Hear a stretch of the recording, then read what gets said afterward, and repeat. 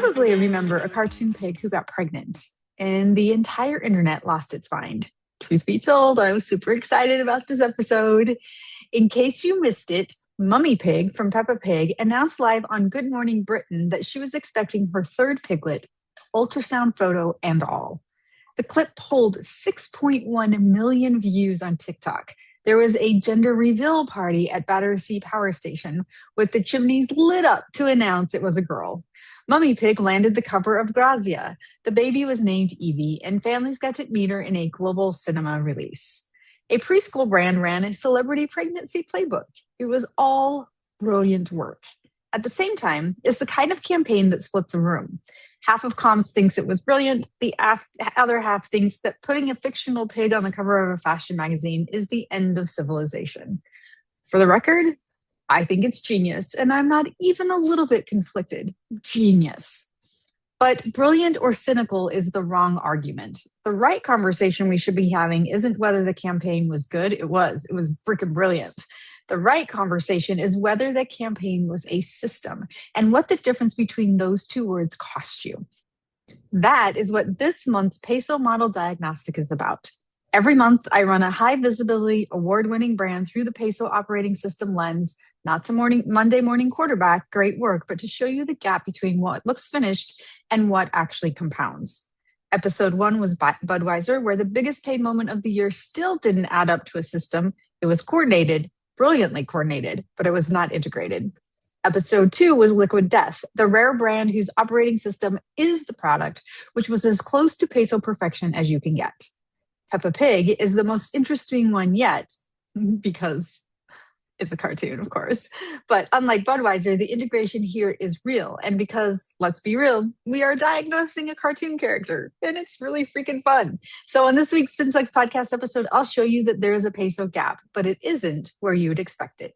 If you're a communications pro who works hard, doesn't compromise quality, and gets the job done, welcome home. We'll share our tips, tricks, and stories, and together we will change the face of PR. Spin sucks, but we don't. With the Spin Sucks podcast, here's Gini Dietrich. Welcome back to the Spin Sucks podcast. I'm Gini Dietrich.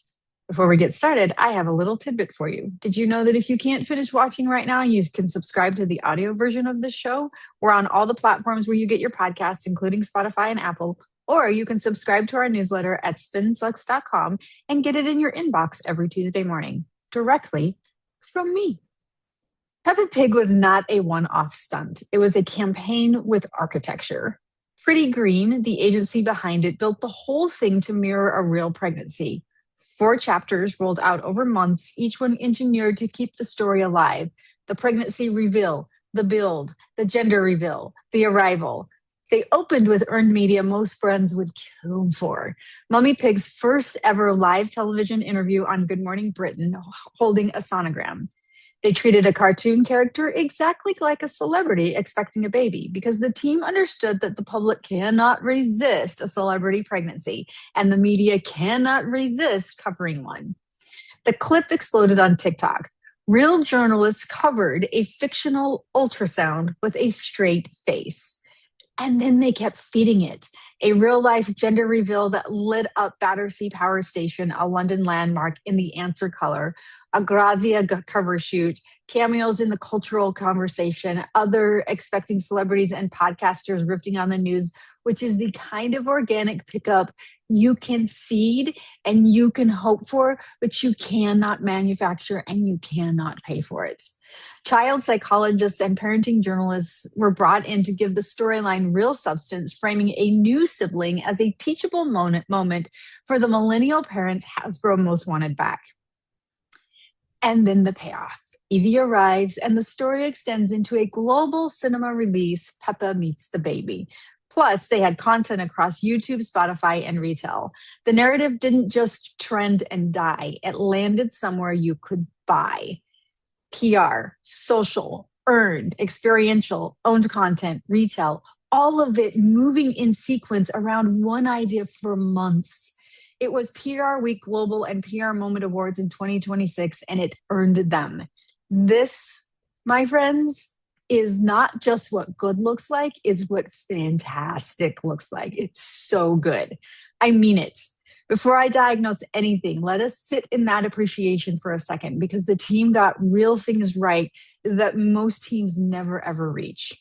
They chose one ownable idea and they committed. Not 7 messages, not 16 messages, one. Treat Mummy Pig like a celebrity having a baby. Everything flowed from that single creative decision, which is exactly why every channel could reinforce it rather than compete with it. The end strategy was the engine. It was not the afterthought. Communicators understand that earned media tends to be the afterthought. It was the engine. So many campaigns build the thing and then they ask PR to get the coverage. This one was reverse engineered from the coverage. The live TV reveal wasn't a nice to have, it was the detonator. That is a PR-led integrated campaign, and our industry should be so proud every time one of those wins. They sequenced for momentum. So they had 4 chapters, meant 4 news pegs, meant 4 reasons for the media to come back, meant 4 bites at the cultural apple instead of 1. Most brands fire everything on launch day and wonder why the story is dead by Thursday. This team understood that a narrative you can extend beats a moment you can only spend.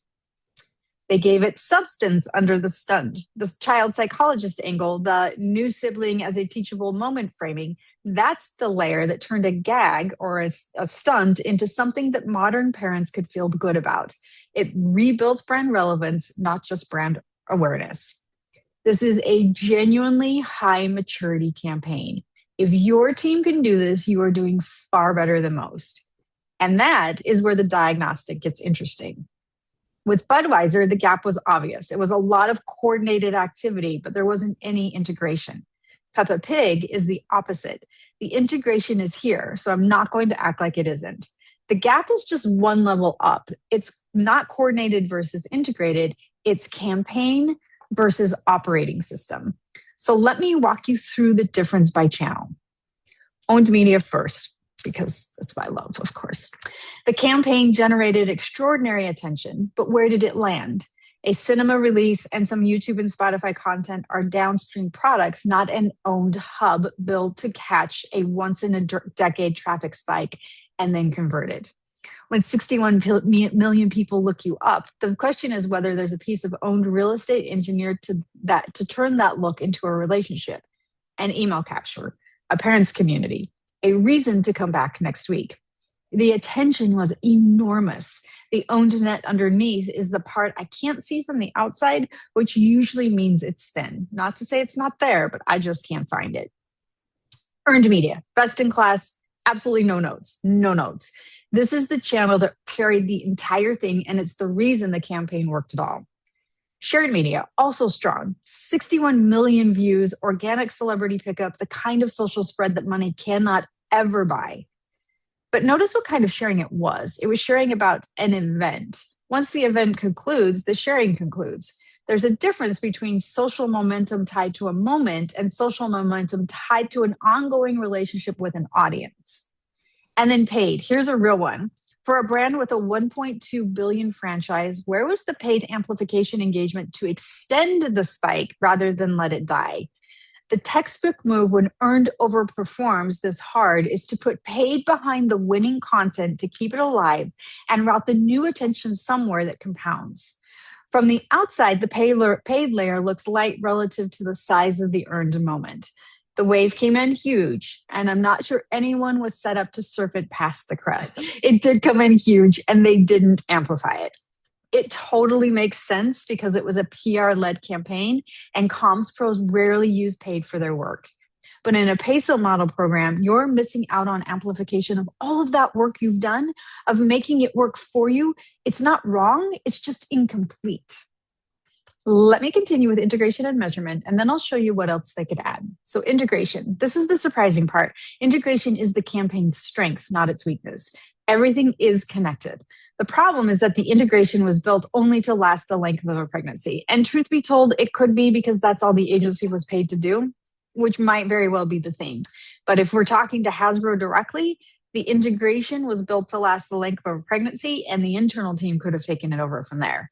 9 months, roughly, of perfectly synchronized channels. Then the baby arrives, the story resolves, and the integration has nowhere left to go. The wiring was real, it just wasn't permanent. And then measurement. Here's the same thing I wrote about in our piece on the measurement problem a couple of weeks ago, or talked about on this episode. I put it on the blog too. We can count the views, 61 million, a number everyone, including me, repeated at least twice. What we cannot see, what nobody published, is what those views became. Was it more toy sales? Was it more streaming minutes? Was it more re-engaged millennial parents who will still be watching in 2 years? Maybe, probably, but probably is not measurement. When the headline number is an intention number, 61 million TikTok views, it usually means the outcome number either doesn't exist or it didn't flatter anyone enough to share. Or, truth be told, the campaign ended and they didn't have the numbers yet when they submitted their awards. That could be it too. What would turn this masterclass campaign into the first turn of a flywheel instead of beautifully executed one-time events? They could do 1, 2, 3, 4 things. Number one, an owned content built to catch the spike. Before the reel ever aired, an owned destination engineered to convert attention into relationship. So they could have a parents hub, a sign up, a reason for 61 million curious people to leave a way to reach them again. Earned and shared attention is rented. Owned is where you turn rented attention into something you keep.